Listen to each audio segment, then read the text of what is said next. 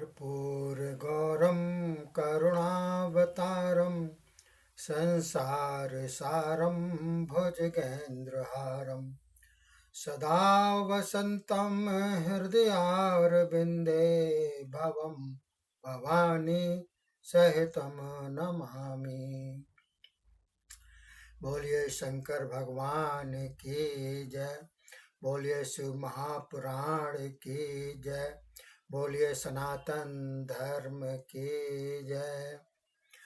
देखिए साथियों, आज मैं आपको 15वां अध्याय बतला रहा हूँ, जिसके अंतर्गत सती का कठोर तप करना तथा उसे देखकर देवताओं का रुद्र के पास जाना बतलाया गया है। तो ब्रह्मा जी बोले, हे नारद जी। नारद और ब्रह्मा जी का आपस में संवाद चल रहा है कि एक समय की बात है कि मैं और तुम उस भगवती सती को देखने के लिए वहां पहुंचे। उस समय वह अपने पिता के पास बैठी थी। हमें देखकर दक्ष ने प्रणाम किया। यह देखकर लौकिक मर्यादा के अनुसार उस भगवती ने भी हम दोनों को भक्तिपूर्वक प्रणाम किया। फिर हम दोनों का आदर सत्कार भी किया। दक्ष ने हमें आसन देकर बिठाया। भगवती सती की ओर देखकर हम बोले, हे सती कल्याणी, जिनको तुम चाहती हो वे भी तुम्हारी इच्छा करते रहते हैं। अब तुम उन जगदीश्वर को पति रूप में प्राप्त करने का प्रयत्न करो। हे कल्याणी, वो तो कल्याण रूप हैं। अभी तक किसी स्त्री को ग्रहण नहीं किया। तुम्हारे बिना अन्य स्त्री को ग्रहण नहीं करेंगे। इसी प्रकार उस सम अवस्था वाले पति की तुम पत्नी होगी। इस प्रकार हम दोनों कहकर वहां से चले आए। हमारी बातें सुनकर दक्ष ने अपनी कन्या को साक्षात परमेश्वरी जान लिया।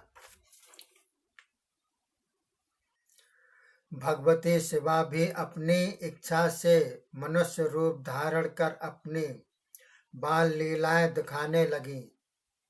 उसके अनंतर अपनी बाल्यावस्था त्याग कर धीरे धीरे युवावस्था में आने लगी। उस समय अंग प्रत्यंगों से सुंदरता झलकने लगी। तब प्रजापति दक्ष को चिंता होने लगी कि किस प्रकार इस भगवती का सदाशिव के साथ विवाह होगा। और शिवा भी प्रतिदिन शिव जी को ही अपना पति बनाने की इच्छा करने लगी। जब उसे अपने पिता की इच्छा का ज्ञान हुआ तो वह देवी अपनी माता वीरणी के पास आकर भगवान शंकर को प्रसन्न करने के लिए तप करने की आज्ञा मांगने लगी। माता की आज्ञा मिल गई। तब सदाशिव को पति रूप में प्राप्त करने के लिए वह अपने घर में ही उनकी आराधना करने लगी। अश्विनी का महीना था। नंदा तिथि थी। उसमें उसने बड़े प्रेम से गुड़, अक्षत, नमक आदि सामग्रियों द्वारा शिव आराधना किया। फिर कार्तिक महीने की चतुर्थी तिथि के दिन खीर, पुआ आदि बनाकर उनका पूजन तथा कीर्तन किया। फिर अगहन के महीने में कृष्ण पक्ष की अष्टमी के दिन जौ, तिल, अक्षतों के द्वारा शिव पूजन करके उनका आराधन किया। पौष के महीने में शुक्ल पक्ष की सप्तमी की रात्रि को जागरण किया। प्रातः काल में सुंदर खिचड़ी बनाकर शिव पूजन किया। माघ महीने की पूर्णमासी तिथि को भी सती ने जागरण किया और उसमें गीले वस्त्र धारण कर नदी के किनारे भजन करती रही। इसी तरह से अश्विनी से भादों तक सारे महीने सारे दिनों में अनेकों फल फूल दूब बेलपत्र बिल्व पत्रादि ऋतु ऋतु के अनुसार सामग्री द्वारा नित्य शिव पूजन आदि करके निंदा व्रत पूर्ण किया। फिर निश्चल होकर अनन्य प्रेम से सती शिव के ध्यान में निमग्न हो गई। इस प्रकार के कठोर तप को देखकर सारे देवता ब्रह्मा तथा विष्णु को मुख्य करके उस भगवती के सम्मुख प्रत्यक्ष हुए। तब भगवती को प्रणाम करके प्रसन्न होते हुए पर्वतों में श्रेष्ठ कैलाश पर्वत पर पहुंचे।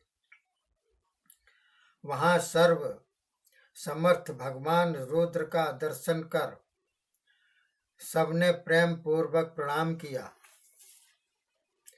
बोलिए शंकर भगवान की जय। इस प्रकार से ये अध्याय समाप्त हुआ। अगले 16वां अध्याय शुरू होगा, जिसमें विवाह के लिए रुद्र जी से प्रार्थना की जाएगी। तब तक के लिए धन्यवाद। जय हिंद, जय भारत।